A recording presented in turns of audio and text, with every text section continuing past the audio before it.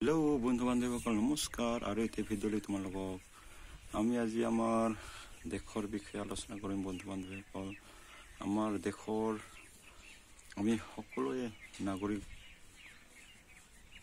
কেনেকুৱা হ'ব লাগে। আমি সকলোৱে চৰকাৰী চাকৰিয়ালে হওক, অফিচাৰবোৰে হওক, ডাঙৰ সৰু নেতাবোৰে হওক, মানে দেশখন যদি আমি শান্তি আৰু উন্নতি কৰিবলৈ বিচাৰোঁ, তেতিয়াহ'লে আমি সকলোৰে প্ৰতি সমভাৱনা হ'ব লাগিব।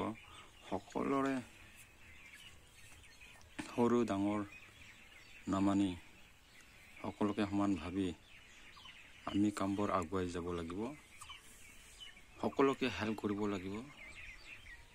উদাহৰণস্বৰূপে যদি মই অফিচাৰ হওঁ, অফিচাৰ হৈ অফিচাৰৰ কামবোৰ কৰিব লাগিব, হেল্প কৰিব পাৰিব লাগিব। সিহঁতৰ যিবোৰ আমাৰ কৰ্তব্য সেইবোৰ পালন কৰিব লাগিব। আৰু আমি সৰুবোৰেও আমাৰ যিবোৰ কৰ্তব্য সেইবোৰ পালন কৰিব লাগিব। কিন্তু আমি বৰ্তমান দেখি আহিছোঁ আমাৰ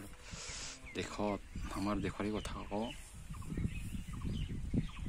নানা ধৰণৰ সমস্যা সমাধান কৰিব পৰা নাই।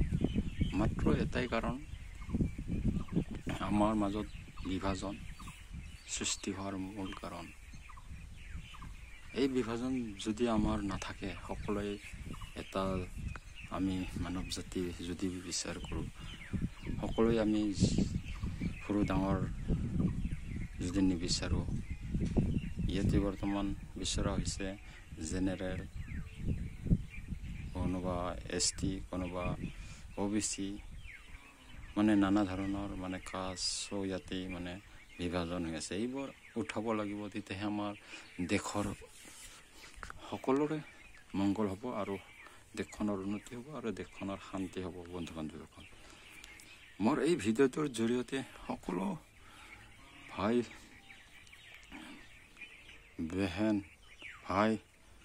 বেহেন সকলোকে কৈছোঁ, কিয়নো এইটোৱেই মোৰ কাৰণ। আমি একতা হ'ব লাগিব, জাতি বিচাৰ কৰিব নালাগিব। সেয়েহে আমাৰ প্ৰভু ঈশ্বৰে, কৃষ্ণগুৰু প্ৰভু ঈশ্বৰে আমাৰ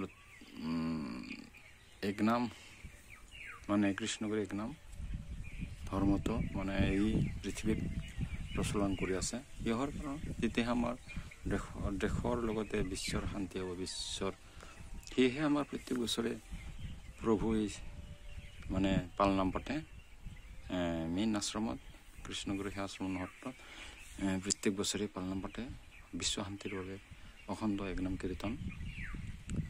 সেয়েহে বন্ধু বান্ধৱীসকল, আমি তাত মানে গ'লে সকলো গম পোৱা যায়, আমি জাতি নহয়, জ্ঞাতি নহয়, গোষ্ঠী নহয়, জ্বৰ নহয়, আমি মাত্ৰ কৃষ্ণ দাস আত্মাহে প্ৰভুৱে প্ৰথম বাণীতে লিখিছে। কিয়নো তেতিয়াহে আমাৰ শান্তি হ'ব, বিশ্ব শান্তি হ'ব। আমি জাতি বিচাৰ কৰিব নালাগিব, সৰু ডাঙৰ। বৰ্তমান আমাৰ দেশৰে কথা কওঁ, আমাৰ দেশতে বৰ্তমান ধৰ্ম, নানা ধৰণৰ জাতিৰ যিটা জাতি মানে সেইটাই ধৰ্ম হৈ আছে। সেয়েহে তাৰ ফলত মানুহৰ বিভাজনৰ ফলত মানুহৰ হাই কাজিয়া, বিশৃংখলা হৈ মানে অশান্তিৰ সৃষ্টি হৈ গৈছে।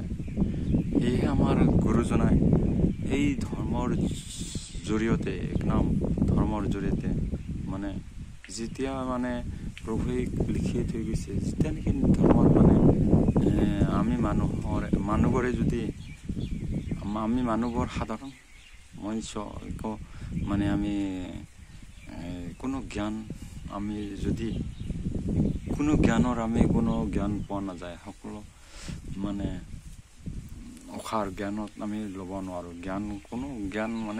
কোনো জ্ঞানৰ আমি জ্ঞান লাভ কৰিব নোৱাৰোঁ। যদি আমাক ভগৱানে যদি আমাক সৎ জ্ঞান দিব নোৱাৰে, আমি কোনো জ্ঞানেই মানে ল'ব নোৱাৰোঁ। সেয়েহে এই পৃথিৱীত যেতিয়া নেকি অধৰ্ম অকৰ্মৰ মানে সংখ্যা বাঢ়ে, তেতিয়া মানে ভগৱানেই অৱতাৰ ধৰে আৰু মানে ধৰি মানে মানুহক সৎ পথ দেখুৱায়, সৎ ধৰ্ম দেখুৱায়, কেনেকৈ কৰিব লাগিব কামবোৰ, কেনেকৈ কৰিলে শান্তি হ'ব, এই পৃথিৱীত অশান্তিৰ পৰা শান্তি লৈ আনে।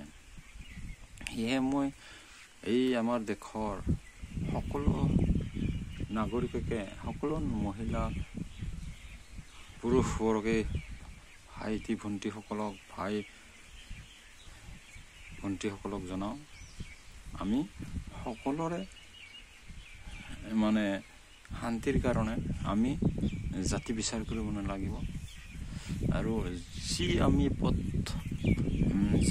পদত চাকৰি কৰোঁ, ডাঙৰ সৰু হৈ মানে এইখন পৃথিৱী চলি আছে, সকলো বস্তুৰে প্ৰয়োজন হয়। সেয়েহে আমি সকলোকে মৰম কৰিব লাগে, এটা চকুৰে চাব লাগে।